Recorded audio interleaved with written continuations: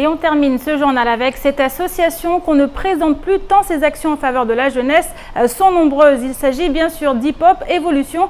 Eh bien, l'association revient sur le devant de la scène avec un tout nouveau projet du street art. L'idée ici de réaliser des œuvres collaboratives en invitant notamment les habitants des quartiers de Cavani et de Kaweni à participer à la réhabilitation de leur quartier par l'art urbain. Et pour mener à bien ce projet financé par le ministère de la Culture et par la DAC, Antoine et Mathieu de Street Art Sans Frontières et Martin de Stéréofunk sont venus leur prêter main forte. Les explications dans ce reportage d'Adèle Laurent.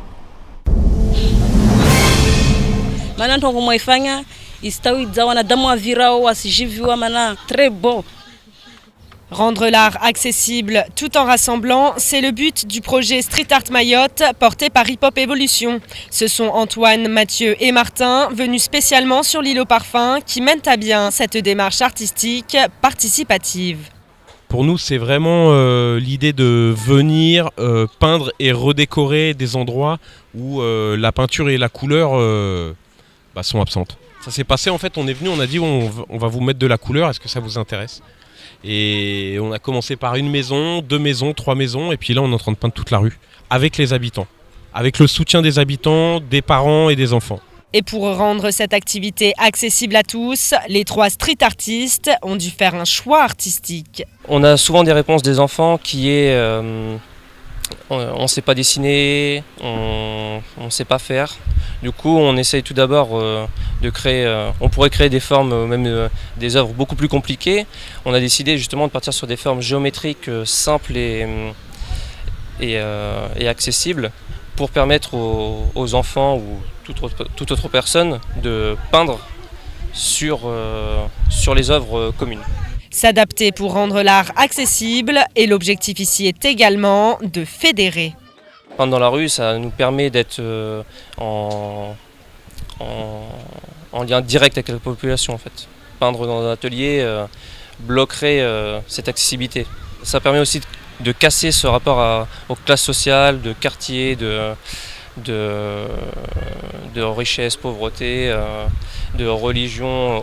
Nous, ce qu'on voudrait, c'est essayer de faire des mixités culturelles et à un moment, si on peut avoir, pareil par rapport au village, si on peut avoir des jeunes de Kaweni qui viennent peindre à Cavani et faire des échanges comme ça, on aura l'impression d'avoir gagné notre pari aussi. Et à Cavani, le pari semble être gagné. En effet, la population a approuvé cette réhabilitation de leur espace de vie. Vu les sourires et les regards et des parents et des enfants, je pense qu'on leur fait plaisir. Et le but, c'est de les associer.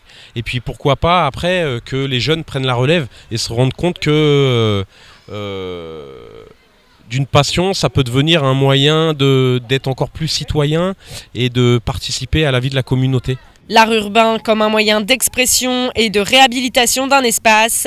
Les street artistes reviendront sur le territoire au mois d'octobre. Ils continueront alors leur peinture, entamée dans les quartiers de Cavani et de Kaweni. S'il y a des jeunes qui sont intéressés pour participer à des projets comme ça, c'est-à-dire de redécorer et des quartiers et aider un petit peu la population, pareil, on a l'intention de mettre un petit coup de nettoyage aussi, de ramasser les poubelles et tout, qui n'hésitent pas à contacter l'association Hip Hop Evolution. Une invitation à participer à ces réalisations.